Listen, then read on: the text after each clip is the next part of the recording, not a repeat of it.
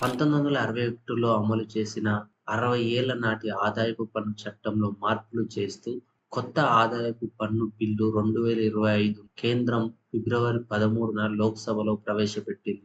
ఈ కొత్త income tax bill 2025కు తాజాగా ఆమోదం లభించింది. 2026 ఏప్రిల్ 1 నుండి అమలులోకి రానుంది. ఇక రాజ్యసభలో ఆమోదం లభిస్తే బిల్లు చట్టంగా మారనుంది. ఈ కొత్త బిల్లులో కీలక మార్పులు ప్రతిపాదించారు.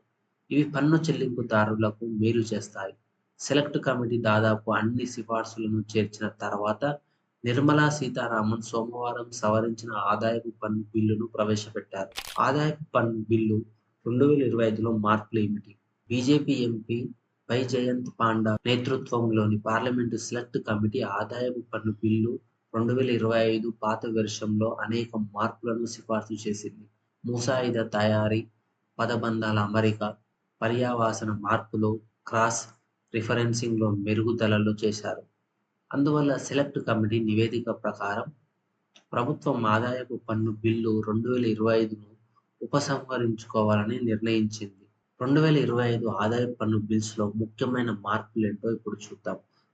పాత ఐటీ చట్టానికి బదులు పూర్తిగా సాదాసీదా కొత్త బిల్లు. టాక్స్ ఇయర్ ఒకటే వ్యవధి ఉంటుంది.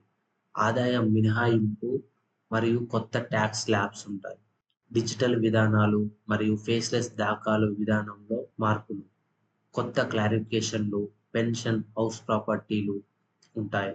యూపీఎస్ ఉద్యోగులకు అదనపు పన్ను మినహాయింపు ఉంటుంది. యూపీఎస్ లేదా అనుసంధాన సెర్చ్ మార్పులు జరుగుతాయి. పాత 1961 చట్టం బదులు కొత్త ఆదాయపు పన్ను బిల్లు వల్ల ఉద్యోగులకు, మధ్యతరగతి వేతనదారులకు స్పష్టమైన ఆర్థిక ఉపశమనాన్ని ఇస్తుంది. 2026, 27 ఆర్థిక సంవత్సరంలోనే పూర్తి అమలులోకి ఈ బిల్లు వస్తుంది.